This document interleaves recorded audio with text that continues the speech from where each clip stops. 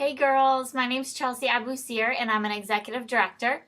And today I'm going to share some tips with you about some time management along with working with your family. This is something I personally have struggled with for a very long time until just a couple months ago when we finally got a system going that works pretty good.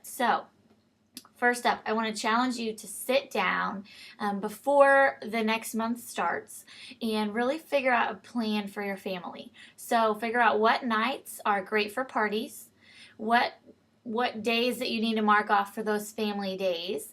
So if your husband has something going on, you need to mark that off ahead of time.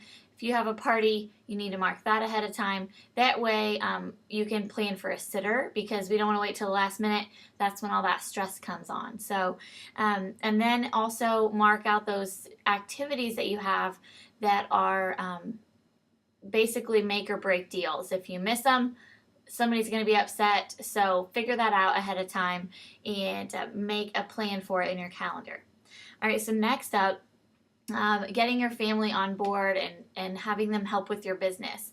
I have a 1 and a 3-year-old, both little girls, so my life is kind of crazy right now. So I have to work in little increments here and there throughout the day, or if I find myself not being able to do that when they nap or something, I usually work of an evening after they've gone to bed, or once my husband gets home from work, I'll come upstairs and do some things.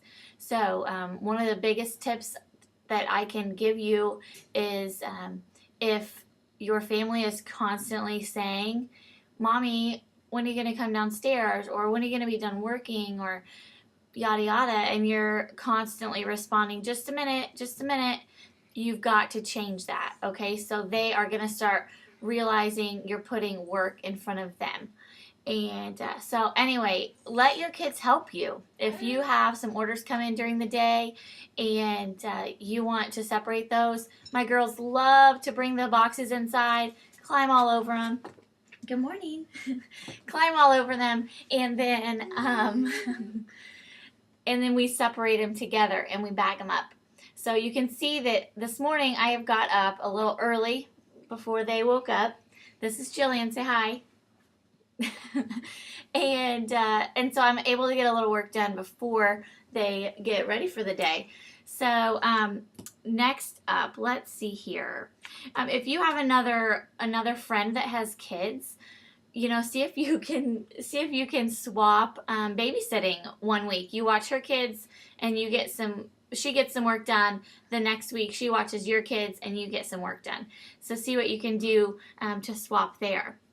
If you have, even my 3-year-old here, Jillian, she can take the little sticky parts off of my envelopes and seal them up. She can put labels on things. She loves to help me. But if you have even, a little older kids that could put together Hostess packets, that's something super simple for them. Get it all laid out. Say this all goes in here. And, it might not be perfect, but they've been able to help you, and you've gotten a little quality time with them while you're getting some work done. They could stuff envelopes, get invitations ready. They could even enter things into your back office as far as the party goes. And then all you'd have to do would be to double check it. Let's see.